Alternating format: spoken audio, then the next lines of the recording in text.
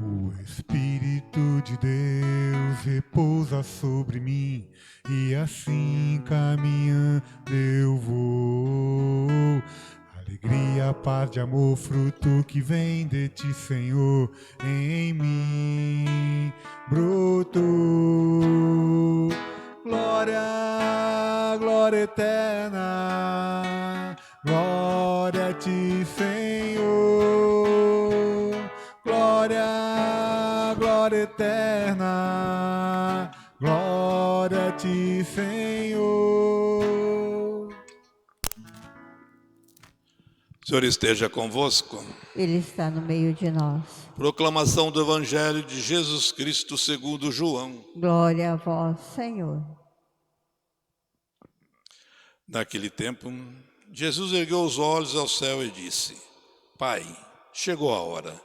Glorifica o teu Filho, para que o teu Filho te glorifique a ti.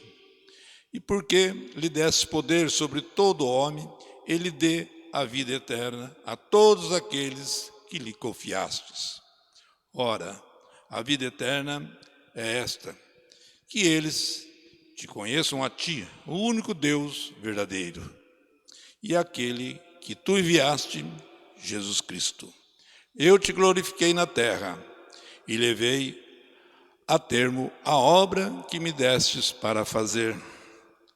E agora, Pai, glorifica-me junto de ti, com a glória que eu tinha junto de ti antes que o mundo existisse.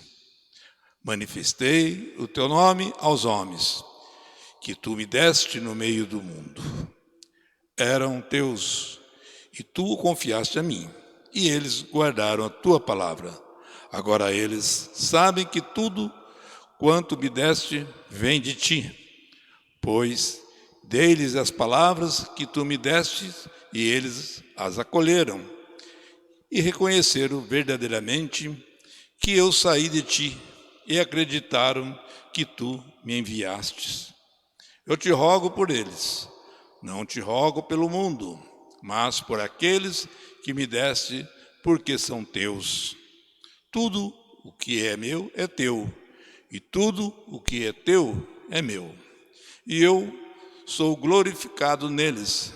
Já não estou no mundo, mas eles permanecem no mundo, enquanto eu vou para junto de ti. Palavra da salvação. Glória a vós, Senhor.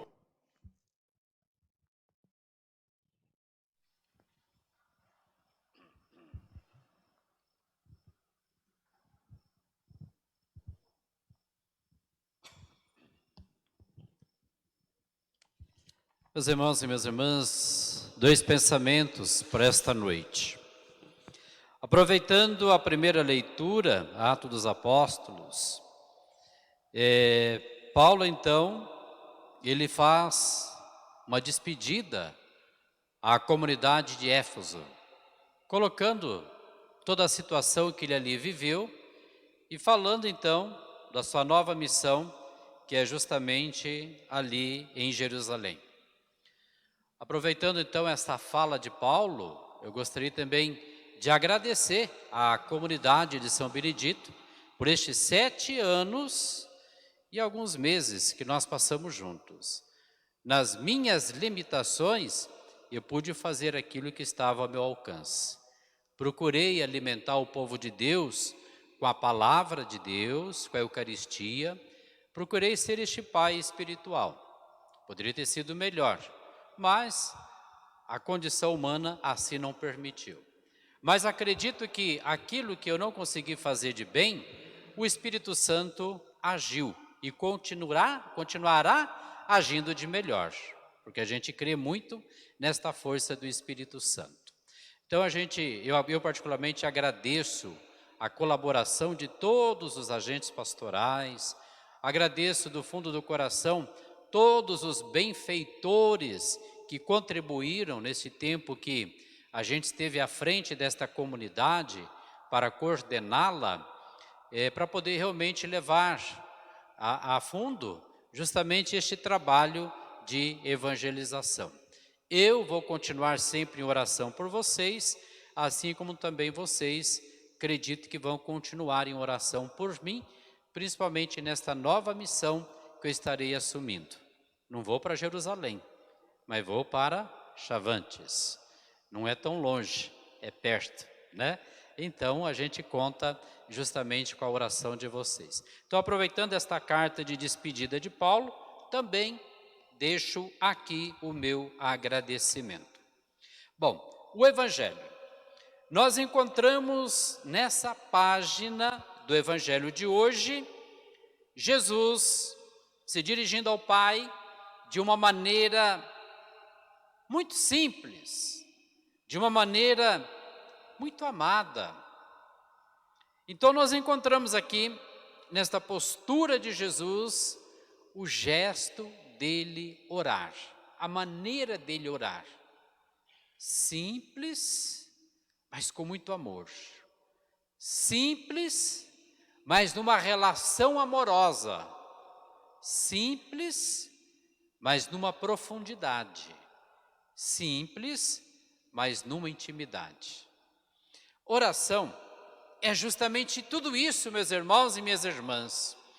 É momento de contemplação, no qual falamos com Deus, mas não como se estivéssemos nos dirigindo a um ser distante e difícil de ser abordado, mas esta nossa relação é com alguém próximo a nós, que conhece a nossa vida, a nossa realidade.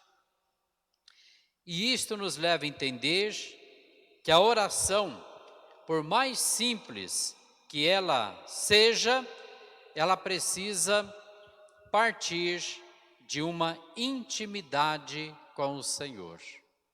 Do mesmo jeito que Jesus mantinha a sua relação com o Pai, cada um de nós também precisamos ter esta mesma atitude.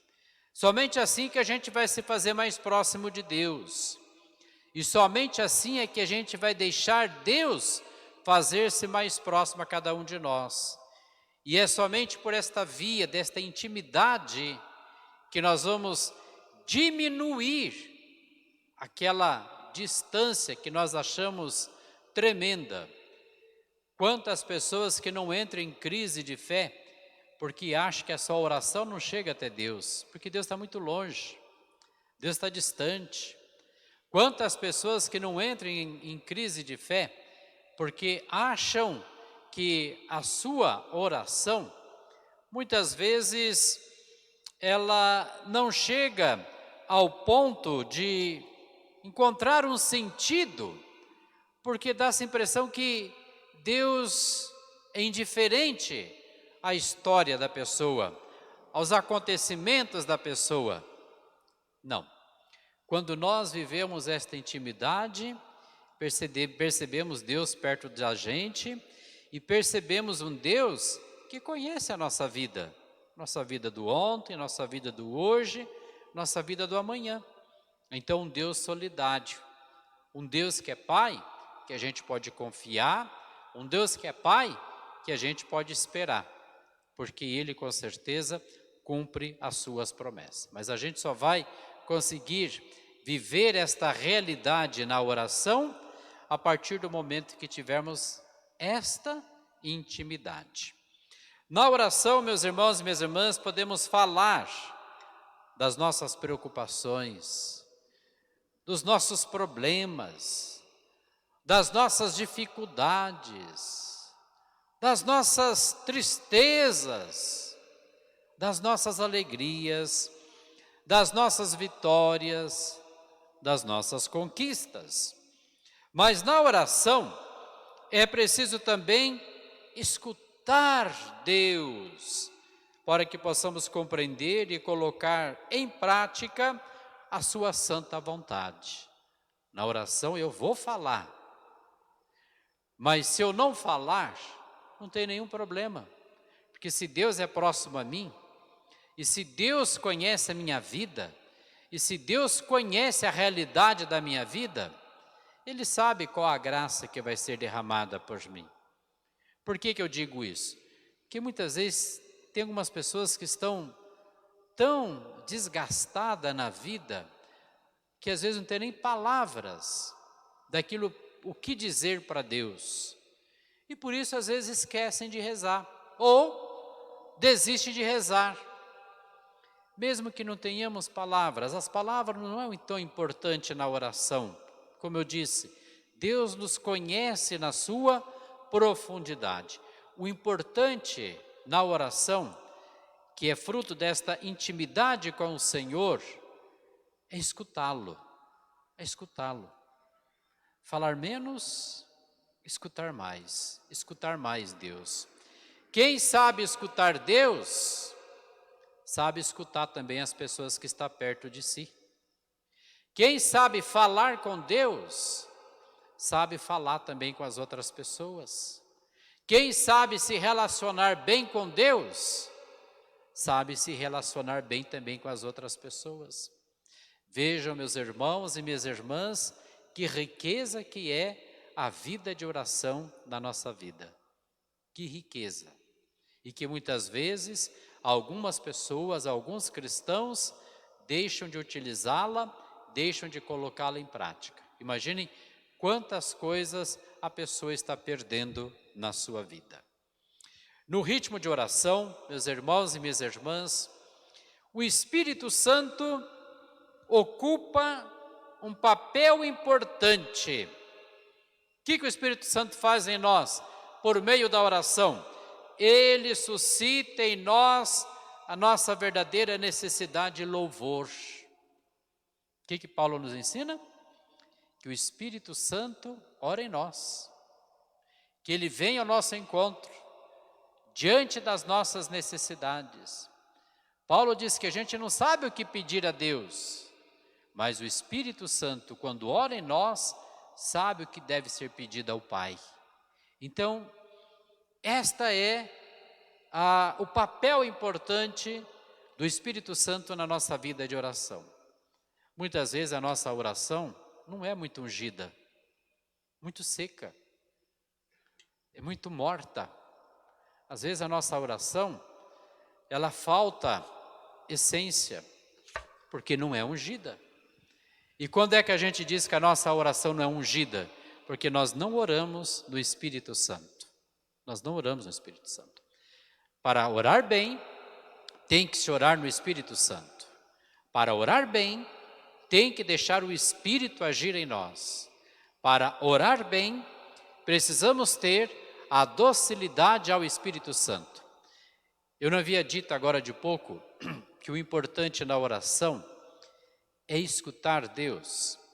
E é o Espírito Santo que vai abrir nosso coração, é o Espírito Santo que vai abrir nossos ouvidos para escutar Deus na hora que a gente estiver naquela intimidade com Ele.